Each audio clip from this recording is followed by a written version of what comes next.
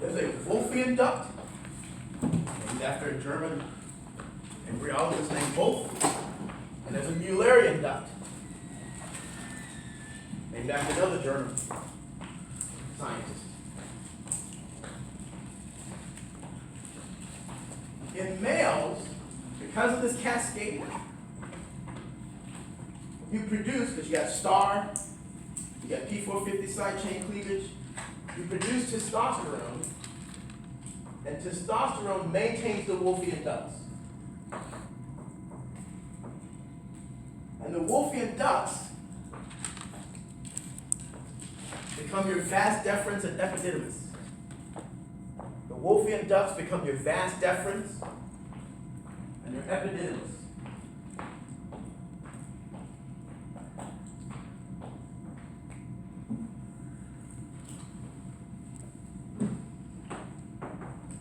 That testosterone comes from the Leydig cells.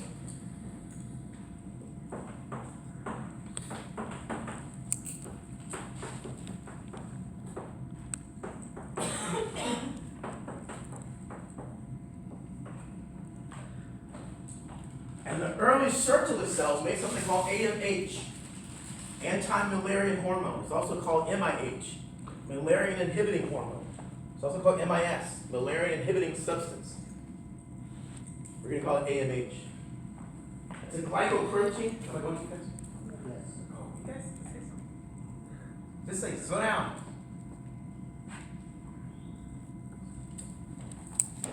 The AMH is secreted, and it causes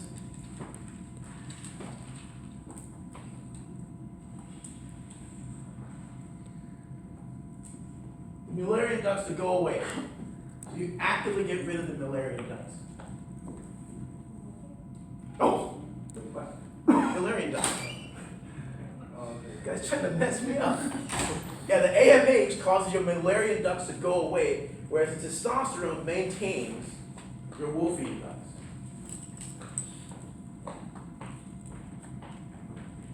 In females, you shut this whole thing off. The ovary's actually not going to do anything until you reach puberty. In the absence of testosterone,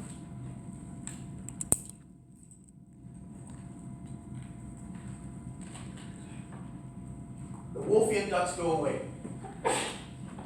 And the Mullerian ducts form the fallopian tubes, the uterus, the cervix, and the upper vagina.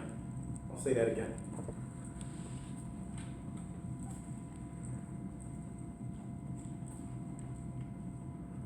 If you're an XX individual and you have ovaries, that's all shut down. DAX1 shut down all steroidogenesis and all that other stuff. That whole thing's been shut down. The ovary is quiescent, and it will stay so until puberty. In the absence of testosterone, the Wolffian ducts go away.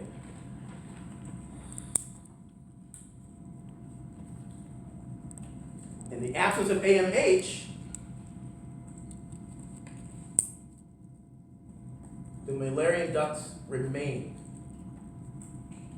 And they become the fallopian tubes, the uterus, the cervix, and upper vagina.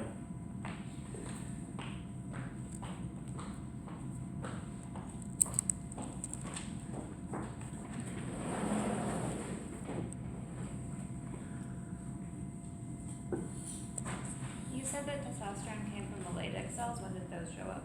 Say again? You said that testosterone came from the Leydig cells. When did they show up? The Leydig cells were the ones that were formed from the mesoderm and formed the initial structure to go in. They were one of the cell types that show up. So the Leydig cells, in fact, all steroidogenic tissues are mesoderm derived. So the Leydig cells are mesoderm derived tissues from that massive tissue that was generated by WIT1 and SF1. So that's where the Leydig cells come from. The Sertoli cells migrated in from the coelomic epithelium, and the germ cells, the primordial germ cells, comes from the gut endoderm, comes from your digestive tract, or what will become your digestive tract. Are you saying that is it during puberty that you will? No, all this is happening before you're born, early on. But nothing, what I'm saying is, this is truly default in the sense that the ovary does nothing, and by default, and this is secondary sex. By default, your secondary sex is female, or fallopian tubes and uterus, cervix, and vagina. Externally,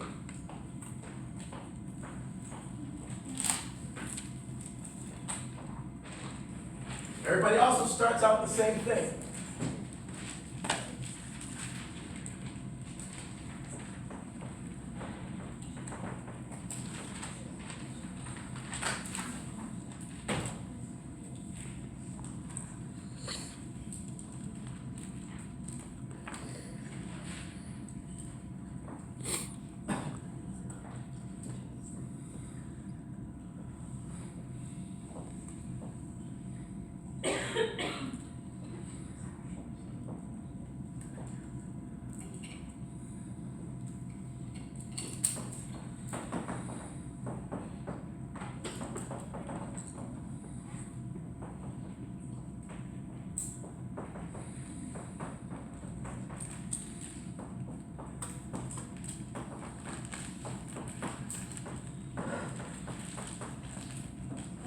You have a genital tubercle,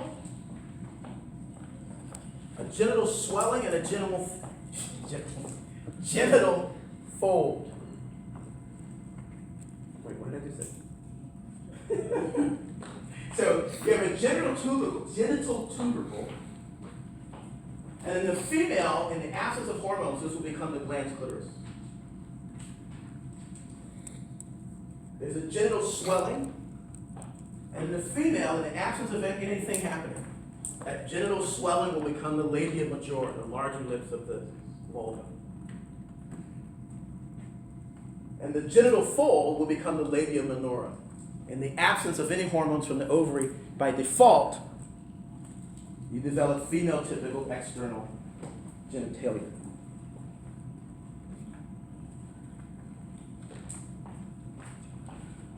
In the presence of the following.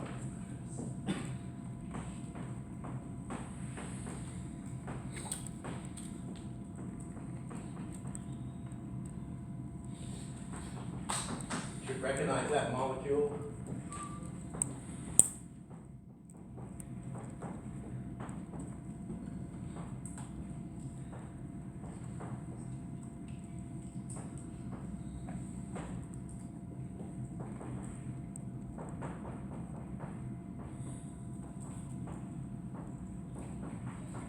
In the presence of enzymes expressed in the external genitalia,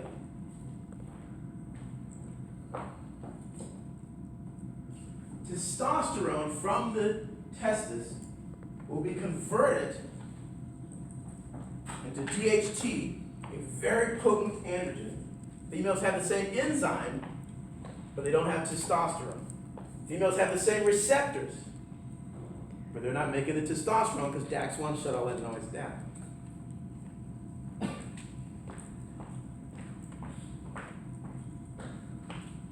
This DHT causes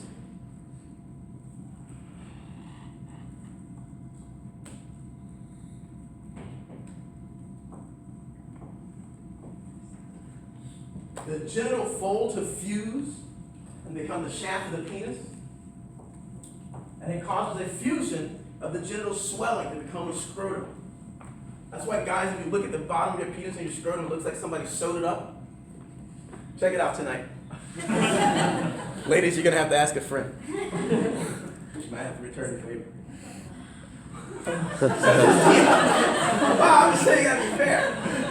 So this DHT causes the fusion, so that, and so now you can see, if you go back and look at the clitoris.com, for example, you can see, remember all the tissue that was inside?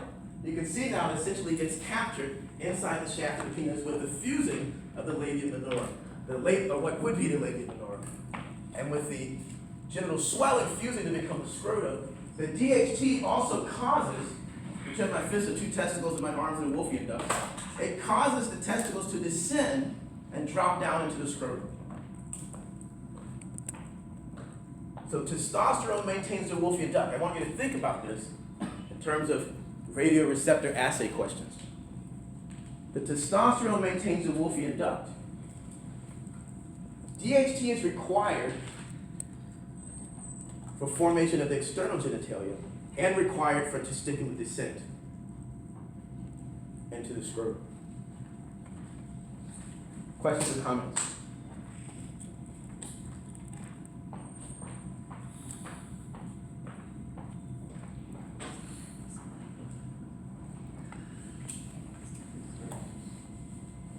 This really does work fine. Is that clean or is that just me? That looks cleaner. Yeah, what's up? How does genital swelling become scrotum? The genital swelling, it fuses. So if you look at the scrotum, right, there's a line, it looks like somebody sewed it up the middle. So the genital swelling, which would be the labia majora, that fuses to become one structure, and then the testicles attached to the Wolffian ducts descend into the scrotum. What would have been the labia minora, the genital fold, fuses. Again, if you look, it looks like it's sewn up the bottom. Fuses to become the shaft of the penis. You mentioned that in the presence of something, testosterone is converted to DHT. No, testosterone is converted to DHT in the external genitalia. So testosterone goes there, and it's required typically. You need a more potent androgen than testosterone to get that job done. Don't ask me why. This is how it is. Wasn't the genital tubercle or something? The genital tubercle is the glans penis. In the male, and the female is the glans clitoris. So it's the part of the clitoris that's external. That we looked at the pictures and stuff. Yeah. So, in the absence of this 5-alpha reductase enzyme, would you end up with unpresented STD? That's exactly what we're going to talk about right now. What did I call it? Atypical development. There are a couple of conditions. One is we talked about hermaphroditism. So a true hermaphrodite is somebody who has testes and ovaries. That's very rare in humans, like 0.00001, some crazy number. And hermaphroditism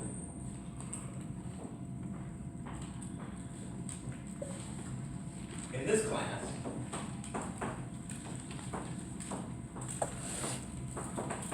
hermaphrodite is another one of those portmanteaus. It's a Hermes, Aphrodite was the goddess of love, right? And she was married to Hephaestus. But Hermes apparently slipped in one night. It wasn't her fault. She thought it was Hephaestus. She was like, oh, Hephaestus. So Hermes slipped in one night, and to punish them for having this affair, Zeus gave them a child that had both male parts and female parts. So hermaphrodite is Hermes, and Aphrodite is a portmanteau, and it literally means part male, part female. But in biology, it means primary sex only. It means that you have the testes and ovaries, or a mixture. So I think Dina asked, the only way you get that is if you have one of these mosaics, at least in humans, one of these mosaics where the X chromosome is carrying SRY. And in some chromosomes, the bar body's on for the SRY, and some it's not, and so you get a mixed gonad. That almost never happens. In other animals, yeah, but in placental mammals, no. There's a condition called AIS.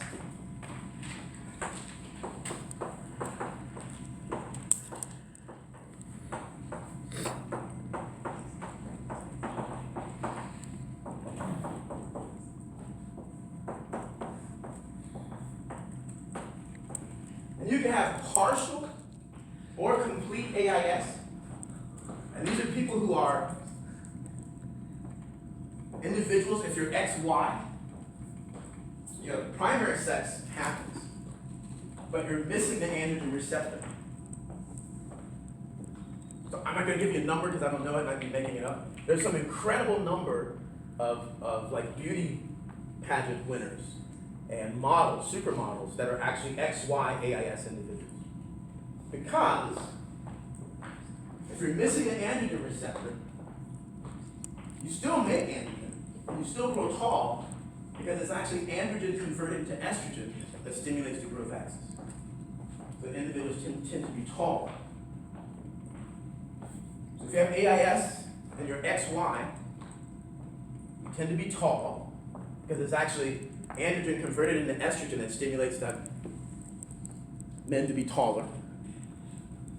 You tend to have no acne, or very little acne, so you have good skin. Oh, sorry, I should put a quality on that. You tend to have skin that doesn't have acne, which I guess people like in models that beauty pageant people. Because those sebaceous glands are androgen dependent. They have androgen receptor. But if you don't have androgen receptor, then you have clear skin. They tend to have very lean muscle. Does that make sense? Would they be more muscular? They don't have androgen receptor.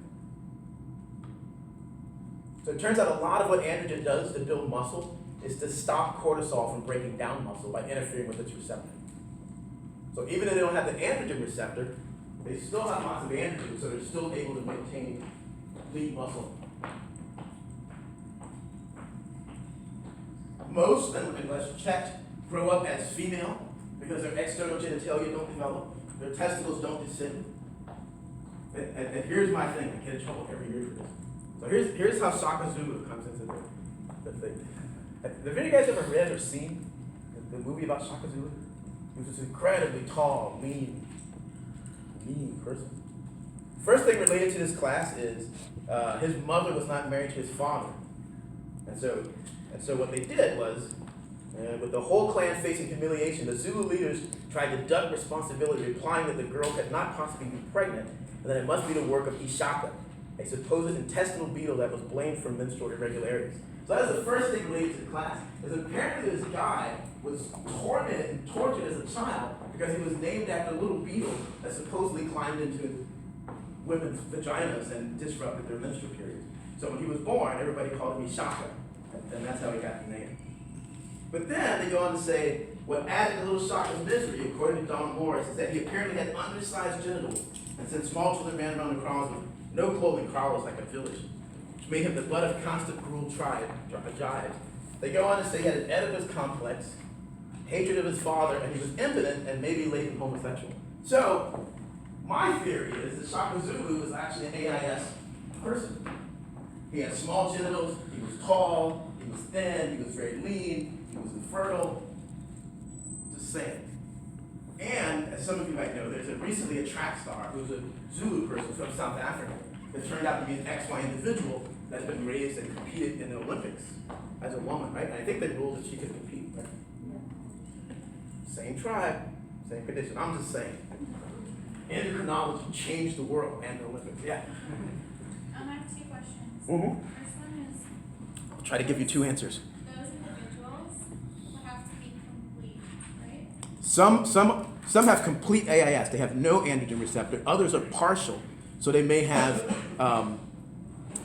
undersized genitals, like my man Shaka here. And one big controversy, even now, is doctors often make a decision. If you have a baby whose penis looks too small, they'll often cut it off and then have that person raised as a girl, when in fact other things may have happened so that their gender identity now doesn't match what the doctor made their body into. And I'm not qualified to talk about that in detail, but there's tons of information out there about how that should be handled differently now. And then the other question is going back to DMRT1. Is it possible because it's ubiquitous and the differentiation comes down to alternative splicing that it could cause hermaphroditism? It's not alternative splicing in humans. That gene is alternatively spliced as double sex in fruit flies. But there's not an alternative splicing in humans. I don't know the complete connection to it. I don't know that anybody does. So I like to differentiate between I don't know, I don't think anybody knows, and I think this is one that nobody knows. Because it's a literature that I follow fairly closely. All right, there's another condition which somebody asked about. Every time I pronounce it, people laugh at me. Here's Diana. It's 5-alpha reductase deficiency.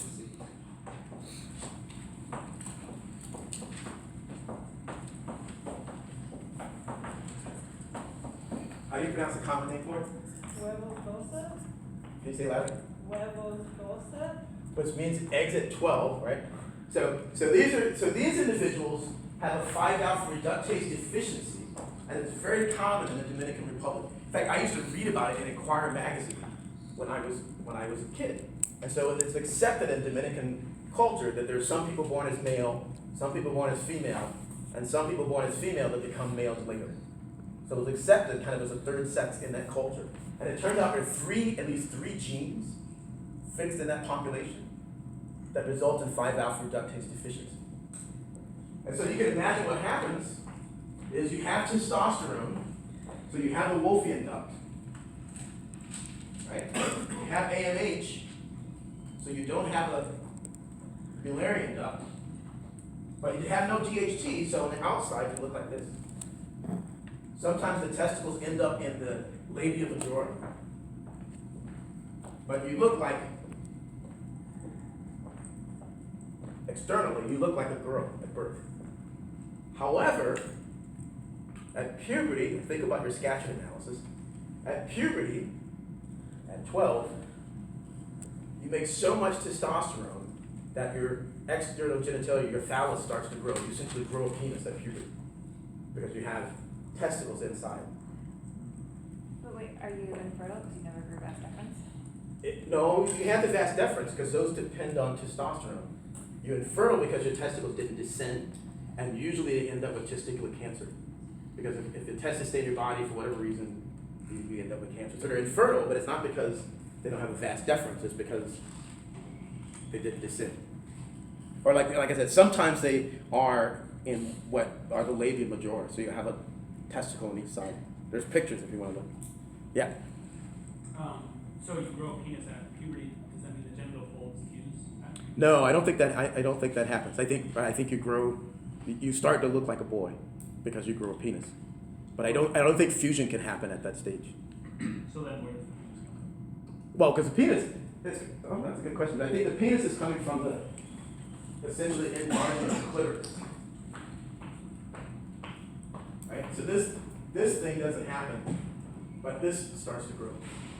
But you don't, as far as I know, you can't fuse. And they have what's called a blind vagina, which means that they don't have a cervix, so they have a invagination, but it doesn't go anywhere past where the cervix is. Yeah.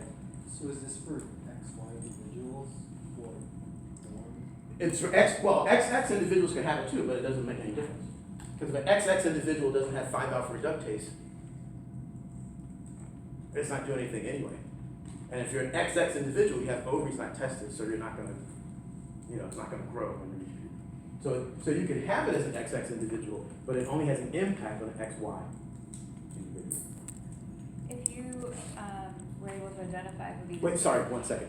In fact, it would have to be passed on by XX individuals because if you're an XY individual with 5-alpha reductase deficiency, you can't reproduce. So the gene is maintained by XX individuals that are passing. And again, there's at least 3 mutations, so it's happened more than once on the island. Yes, sorry. If you were able to identify those children at birth and give them extra testosterone at birth or DHT at birth, would they still? I be think fertile? even at birth, well, yeah, you can bring your testicles down because non-descendant testicles actually happen for other reasons. And because the first thing the doctor does when you have a boy is to fill the scrotum and make sure both testicles are there. Okay, maybe that's more than you want to know. But then the doctor will bring them down if it happens at birth. But in case of 5-alpha reductase deficiency, where the genitals haven't formed properly, I don't think that giving DHT at that point would fix everything. It'd probably have to be surgically repaired. But if it's just testicles descended, yeah, you can bring those down. That's fairly regular. Other stuff? Yeah. But if you block the 5-alpha reductase after puberty, or it wouldn't function anymore, for example, in a male, then it wouldn't give any problems, right? Wait, say again? If you would block or inhibit the 5-alpha reductase in a male, for example, long after puberty, then it wouldn't give any problems, right? You mean a male that's developed typically? Yeah. You do. There are people who block 5-alpha reductase, yes. So for example, 5-alpha reductase is involved in male pattern balding. And so I forget, Propecia, whatever it's called. That solution that you take for balding is actually 5-alpha reductase inhibitor. So no, I don't know that there'd be any significant impact in blocking. And a lot of testosterone is the same thing as a little bit of DHT. And that's what's happening with these people, with these individuals at puberty, is that they're making so much testosterone that it's kind of doing the job that they were missing back then. Other questions? Oh, so these are examples of what are called pseudo-hermaphroditism. The word hermaphrodite I know is used derogatory in common language. I'm, of course, not using that here. And it's also used incorrectly to describe people as hermaphrodites. But in fact, this is, in the medical field, known as pseudo-hermaphroditism. Again, true hermaphroditism is only a mixture of testis and ovaries. That's very, very rare. Okay, I got one more. So these are both cases where XY individuals, external genitalia don't develop typically. There's another condition.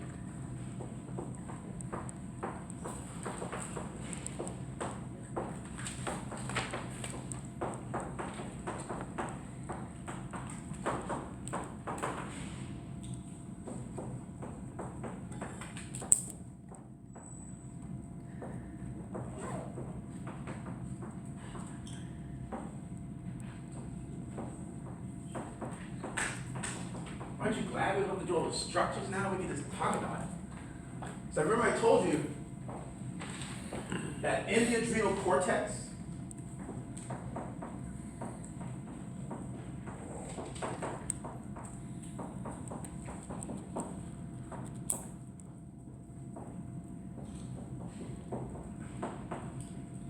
these enzymes pull this steroid biosynthesis towards the cortisol because they have a lower energy of activation.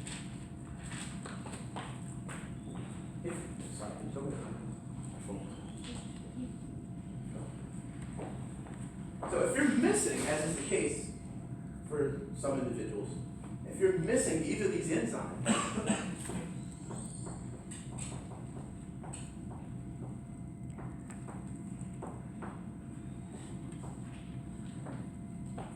you'll actually start to produce, because remember the same enzyme, this 17-hydroxylase,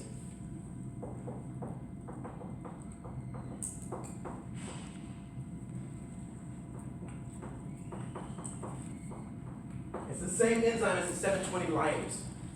So if you're missing this 21 hydroxylase, or this 11 hydroxylase, the baby's adrenal gland, which actually babies have a giant adrenal gland, the adrenal cortex is bigger than the kidney. You'll start to produce lots of these weak androgens. And if you're a female, if you're an XX individual,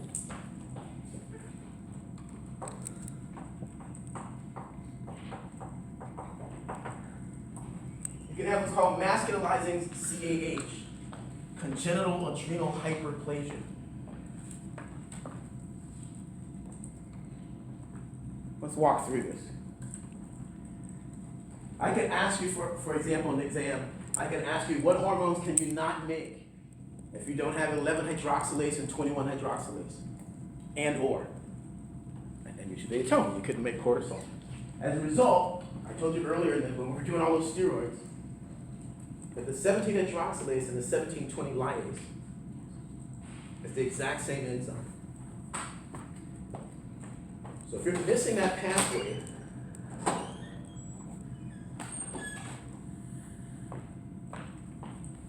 you go to cortisol, this one or this one, you make lots of these weak androgens. Can anybody tell me why the adrenal cortex then would be giant?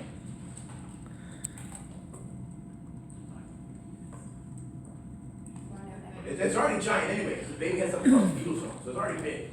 No negative feedback from cortisol. That's right, so you have no negative feedback from cortisol. It's already big anyway, because you're going to see, and it's probably my favorite lecture, but it's probably my worst one, because it's hard to get. But you're going to see the baby's adrenal cortex actually controls when it's going to be born.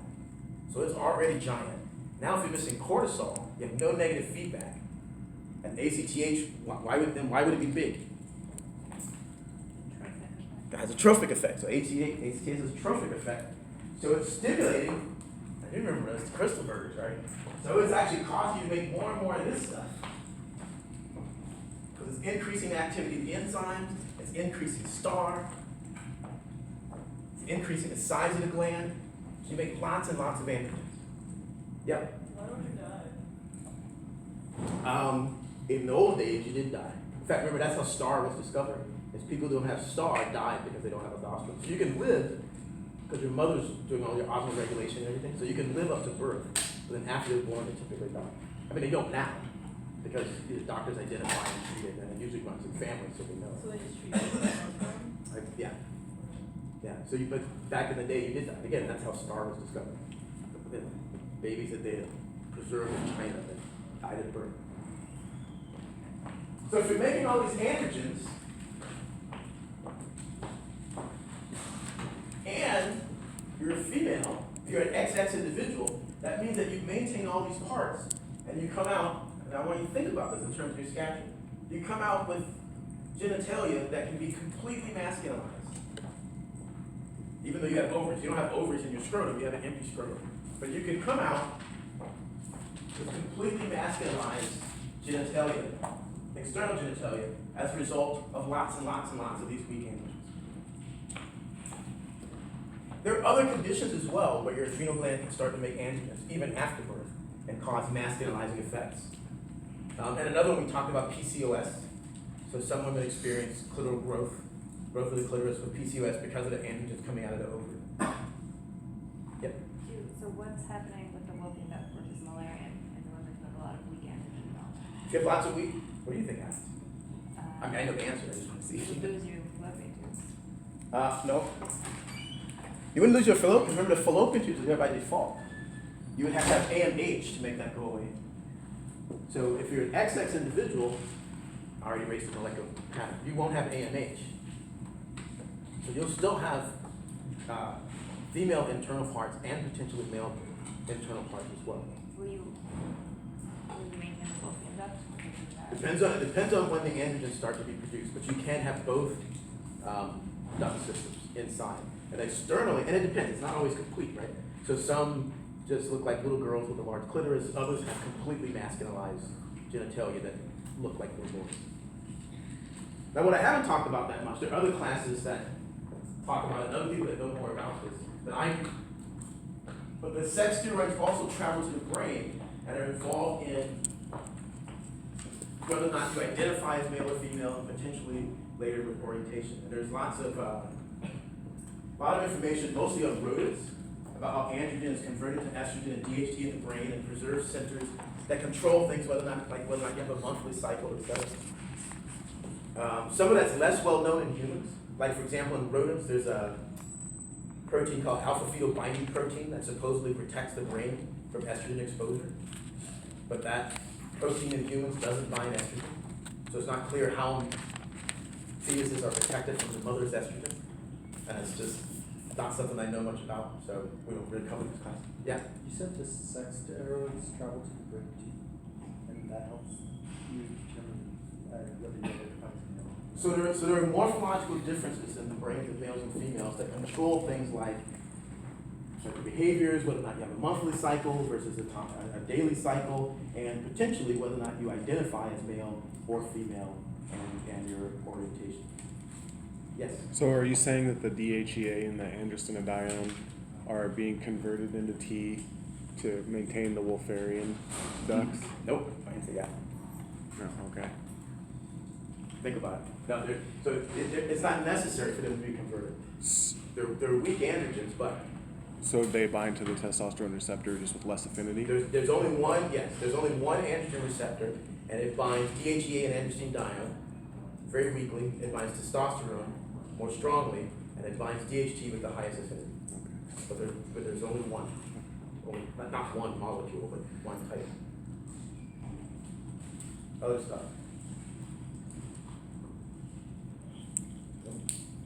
Well, with that, I'll see you guys on Tuesday. So with that, I won't be here on Tuesday. I'll be in Oxnard tomorrow, 8:30 to 9:30. I will see you guys back here on Thursday.